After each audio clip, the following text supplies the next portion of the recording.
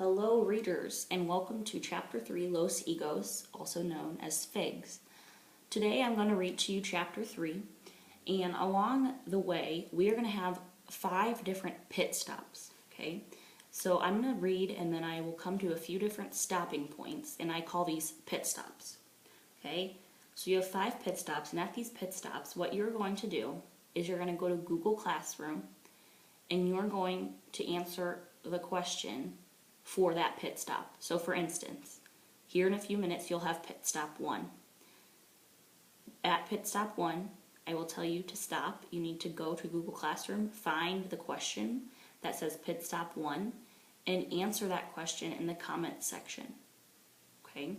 So I'm going to start reading and then we will stop at pit stop 1 and I will explain further. So here we go. We're on page 39, Los Higos, Figs. The wind blew hard that night, and the house moaned and whistled. Instead of dreaming of birthday songs, Esperanza's sleep was filled with nightmares. An enormous bear was chasing her, getting closer and closer, and finally folding her in a tight embrace.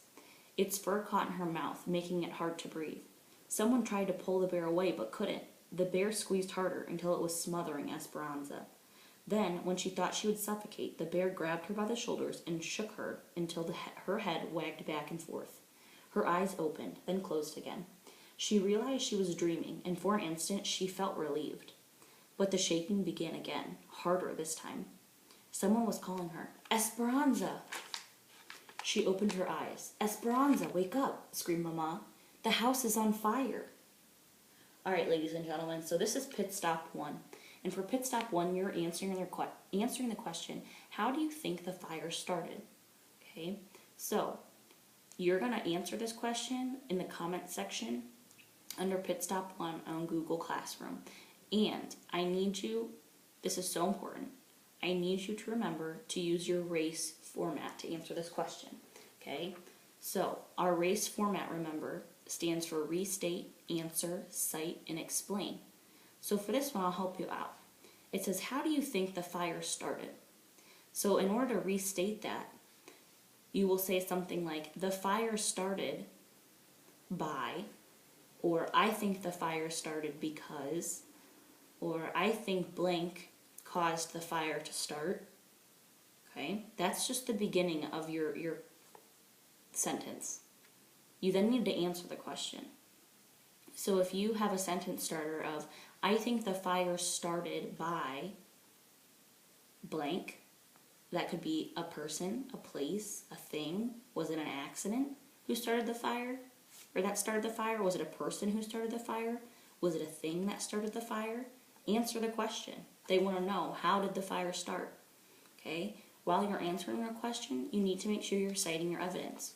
So if you think that it was an accident, that the house caught on fire, then maybe go back into the text and figure out what evidence helps you come to that decision that you think it's an accident. If you think it's a person that started the fire, what in the text makes you think it's that person who started the fire? Or if it was a thing that started the fire, why do you choose that thing as starting the fire? Okay, you need to cite that evidence, and you need to explain why you are choosing that answer. Okay, so you're restating, answering, citing, and explaining. That's the race format. So you have pit stop 1, but you also have pit stop 2 here as well. And pit stop 2 is, how did the author use Esperanza's dream to show there was a fire? So after you've answered pit stop 1, you need to go to question 2 and answer that. So pit stop 2's question is, how did the author use Esperanza's dream to show there was a fire? And again, use that race format for me. So at this time, pause, go to Google Classroom, and answer your 2 pit stop questions for me. And then come back here and we're going to continue reading. Alright, welcome back. We are at the top of page 40. Smoke drifted into the room. "Mama, what's happening? Get up, Esperanza. We must get Abuelita." Esperanza heard Alfonso's deep voice yelling from somewhere downstairs. "Senora Ortigo! Esperanza!" "Here, we are here," called Mama, grabbing a damp rag from the washbowl and handing it to Esperanza to put over her mouth and nose. Esperanza swung around in a circle looking for something, anything, to save. She grabbed the doll. Then she and Mama hurried down the hall toward Abuelita's room, but it was empty. "Alfonso!" screamed Mama. "Abuelita is not here. We will find her. You must come now. The stairs are beginning to burn. Hurry!" Esperanza held the towel over her face and looked down the stairs. Curtains flamed up the walls. The house was enveloped in a fog that thickened toward the ceiling. Mama and Esperanza crouched down the stairs where Alfonso was waiting to lead them out through the kitchen. In the courtyard, the wooden gates were open. Near the stables, the vaqueros were releasing the horses from the corrals. Servants scurried everywhere. Where were they going? "Where's Abuelita? Abuelita!" cried Mama. Esperanza felt dizzy. Nothing seemed real. Was she still dreaming? Was this her own imagination gone wild? Miguel grabbed her. "Where's your mother and Abuelita?" Esperanza whimpered and looked toward Mama. He left her, stopped at Mama, then ran toward the house. The wind caught the sparks from the house and carried them to the stables. Esperanza stood in the middle of it all, watching the outline of her home silhouetted in flames against the night sky. Someone wrapped a blanket around her. Was she cold? She did not know. Miguel ran out of the burning house, carrying Abuelita in his arms. He laid her down and Hortensia screamed. The back of his shirt was on fire. Alfonso tackled him, rolling him over and over on the ground until the fire was out. Miguel stood up and slowly took off the blackened shirt. He wasn't badly burned. Mama cradled Abuelita in her arms. "Mama," said Esperanza, "is she—" "No, she is alive, but weak. In her ankle, I don't think she can walk," said Mama. Esperanza knelt down. "Abuelita, where were you?" Her grandmother held up the cloth bag with her crocheting, and after some minutes of coughing, whispered, "We must have something to do while we wait." The fire's anger could not be contained. It spread to the grapes. The flames ran along the deliberate rows of the vines, like long curved fingers reaching for the horizon, lightening the night sky. Esperanza stood as if in a trance and watched El Rancho de las Rosas burn. Mama, Abuelita, and Esperanza slept in the servants' cabins. They really didn't sleep much, but they didn't cry either. They were numb, as if encased in a thick skin that nothing could penetrate. And there was no point in talking about how it happened. They all knew that the uncles had arranged the fire. At dawn, still in her nightgown, Esperanza went among... Sorry, let me start over. At dawn, still in her nightgown, Esperanza went out among the rubble. Avoiding the smoldering piles, she picked through the black wood, hoping to find something to salvage. She sat on an adobe block near what used to be the front door and looked over at Papa's rose garden. Flowerless stems were covered in soot. Dazed and hugging herself, Esperanza surveyed the surviving victims, the twisted forms of wrought iron chairs, unharmed cast iron skillets, and the mortars and pestles from the kitchen that were made from lava rock and refused to burn. Then she saw the remains of the trunk that used to sit at the foot of her bed, the metal strap still intact. She stood up and hurried toward it, hoping for un milagro, a miracle. She looked closely, but all that remained were black cinders. There was nothing left inside for some day. Esperanza saw her uncles approaching on horseback and ran to tell the others. Mama waited on the stairs of the cabin with her arms crossed, looking like a fierce statue. Alfonso, Hortensia, and Miguel stood nearby. "Ramona," said Tio Marco, remaining on his horse. "Another sadness in so short a time. We are deeply sorry." "I have come to give you another chance," said Tio Luis. "If you reconsider my proposal, I will build a bigger, more beautiful house, and I will replant everything. Of course, if you prefer, you can live here with the servants as long as another tragedy does not happen to their homes as well. There is no main house or fields where they can work, so you see that many people's lives and jobs depend on you. And I am sure you want the best for Esperanza, do you not?" Mamma did not speak for several moments. She looked around at the servants who had gathered. Now, her face did not seem so fierce, and her eyes were damp. Esperanza wondered where the servants would go when Mamma told Tio Luis no.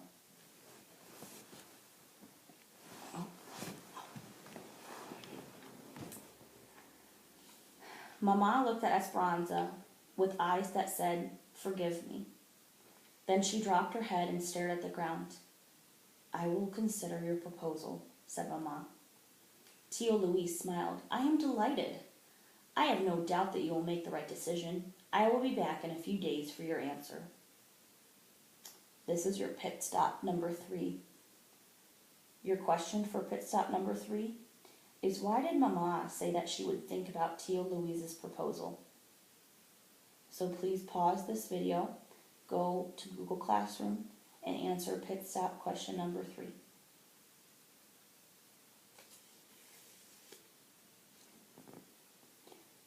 Okay, welcome back. We are on towards the bottom of page 45. "Mamma, no," said Esperanza. She turned to Tio Luis and said, "I hate you." Tio Luis ignored her.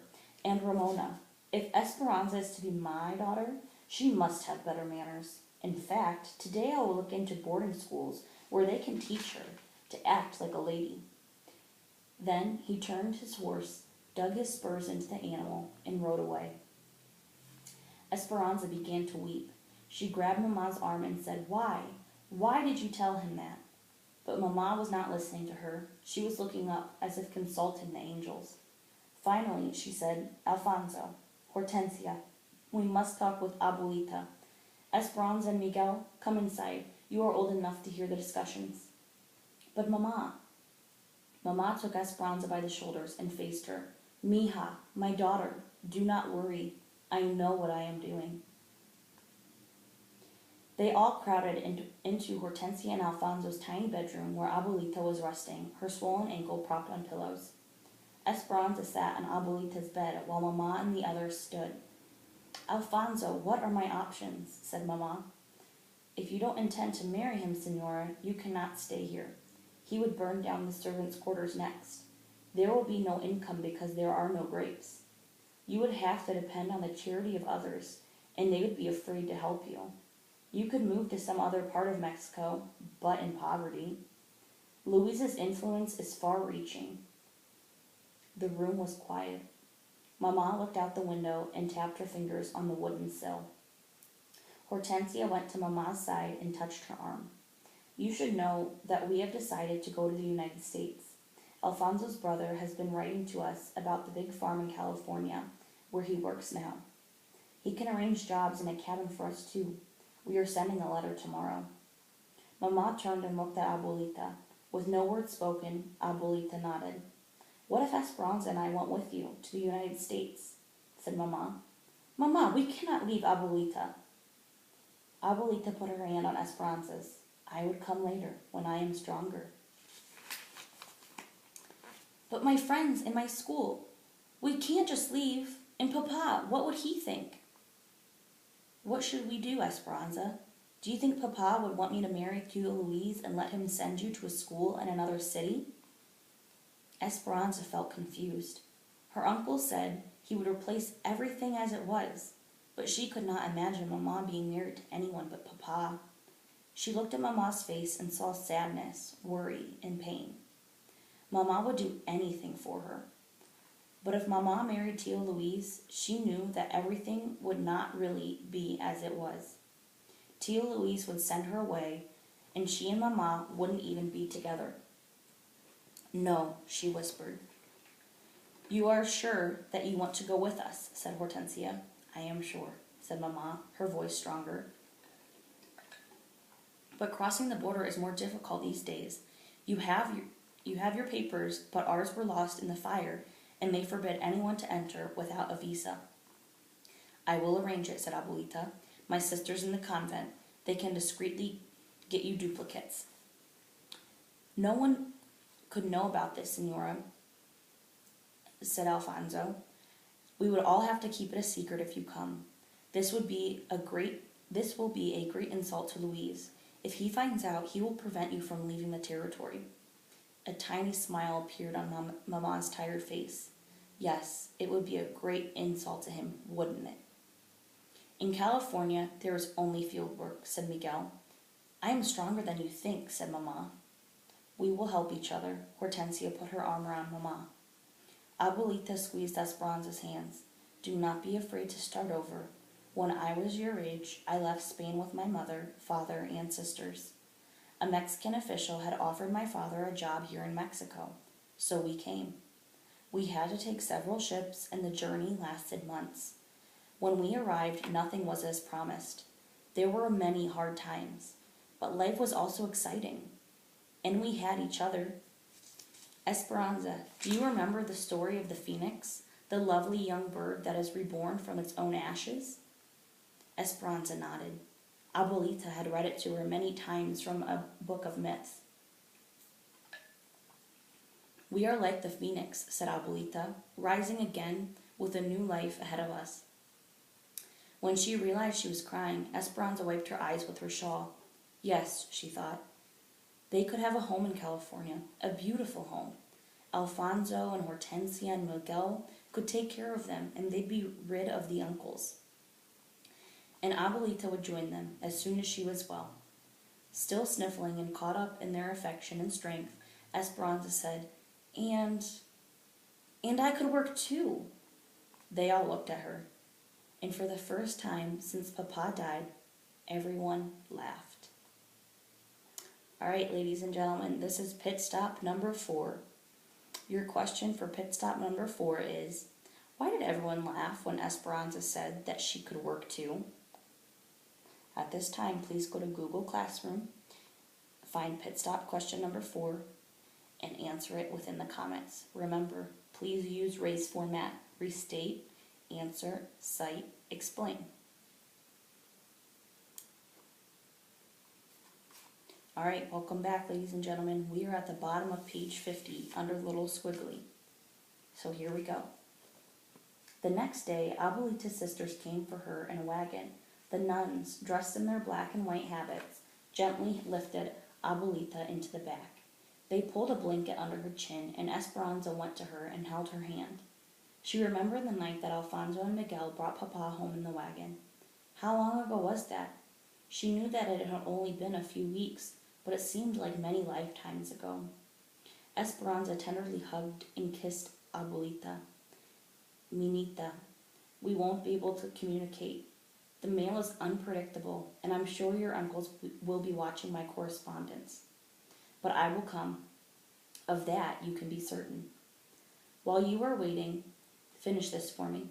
She handed Esperanza the bundle of crocheting. Look at the zigzag of the blanket. Mountains and valleys. Right now, you are in the bottom of the valley, and your problems loom big around you. But soon, you will be at the top of a mountain again.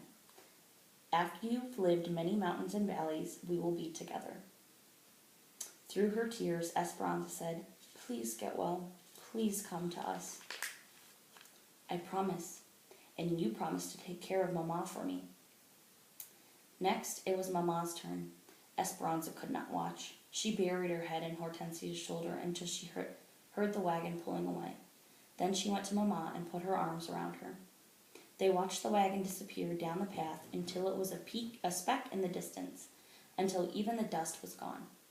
That's when Esperanza noticed the old trunk with the leather straps that the nuns had left. What is in the trunk? She asked. Our papers to travel, and clothes from the poor box at the convent. The poor box? People donate them, said Mama, for others who cannot afford to buy their own. Mama, at a time like this, must we worry about some poor family who needs clothes?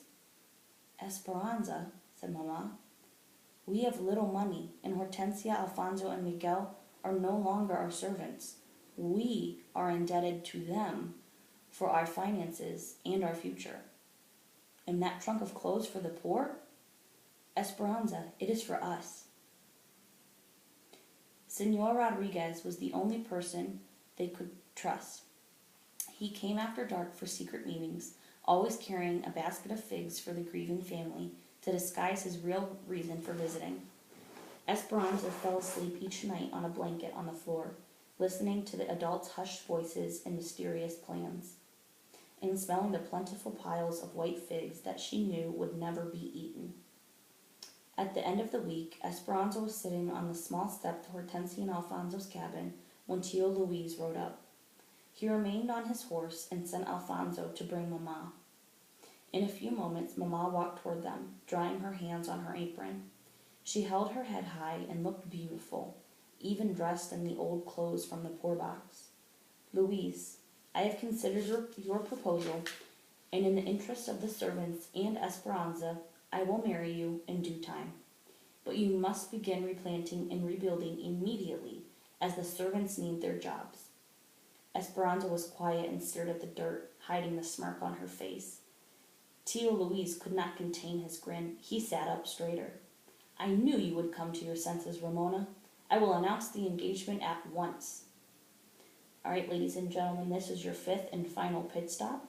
Your question for the fifth pit stop is, why did Mama lie to Tio Luis when she said she would marry him? Throughout this time, please go to Google Classroom, find your fifth pit stop question, answer the question in race format by typing it into the comments section, and then come back and listen to the rest of the chapter.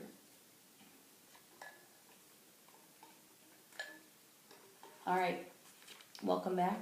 We are on page 54. We're about midway. Here we go. Mama nodded, almost bowing. One more thing, she said. We will need a wagon to visit Abuelita. She is at the convent in La Purísima. I must see her. I must see to her every few weeks. I will send one over this afternoon, said Tio Luis, smiling. A new one. And those clothes, Ramona? They are not fitting for a woman of your stature, and Esperanza looks like a waif. I will send a dressmaker next week with new fabrics. In the nicest way possible, Esperanza looked up and said, Thank you, Tio Luis. I am happy that you will be taking care of us. Yes, of course, he said, not even glancing at her. Esperanza smiled at him anyway, because she knew she would never spend a night in the same house with him, and he would never be her stepfather. She almost wished she would be able to see his face when he realized they had escaped. He wouldn't be grinning like a proud rooster then. The night before the dressmaker was scheduled to come, Mama woke Esperanza in the middle of the night, and they left with only what they could carry. Esperanza held a valise filled with clothes, a small package of tamales, and her doll from Papa. She and Mama and Hortensia were wrapped in dark shawls to blend in with the night. They could not take a chance of walking on the road, so Miguel and Alfonso led them through the grape rows, weaving across Papa's land toward the Rodriguez ranch. There was enough moonlight so that they could see the outlines of the twisted and charred trunks, the burnt-out vines rolling in parallel lines toward the mountains. It looked as if someone had taken a giant comb, dipped it in black paint, and gently swirled it across a huge canvas. They reached the fig orchard that separated Papa's land from Senor Rodriguez's. Alfonso, Hortensia, and Miguel walked ahead, but Esperanza held back and pulled on Mama's hand to keep her there for a moment. They turned to look at what used to be El Rancho de las Rosas in the distance. Sadness and anger tangled in Esperanza's stomach as she thought of all that she was leaving, her friends and her school, her life as it once was, Abuelita, and Papa. She felt as though she was leaving him too. As if reading her mind, Mama said, Papa's heart will find us wherever we go. Then Mama took a determined breath and headed toward the sprawling trees. Esperanza followed but hesitated every few steps, looking back. She hated leaving, but how could she stay? With every stride, Papa's land became smaller and smaller. She hurried after Mama, knowing that she might never come back to her home again, and her heart full of venom for Tio Luis. When she turned around one last time, she could see nothing behind her but a trail of splattered figs she had resentfully smashed beneath her feet. And with that, we are done with our next chapter, Los Higos, or Las Higos.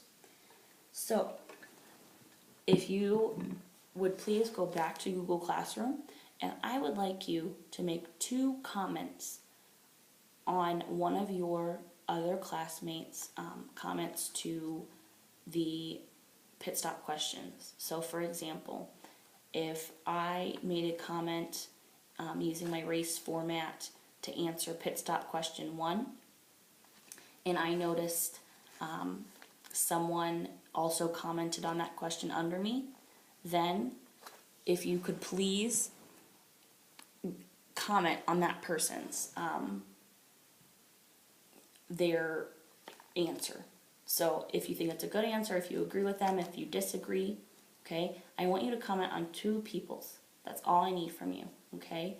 Very nice job. Thanks for listening.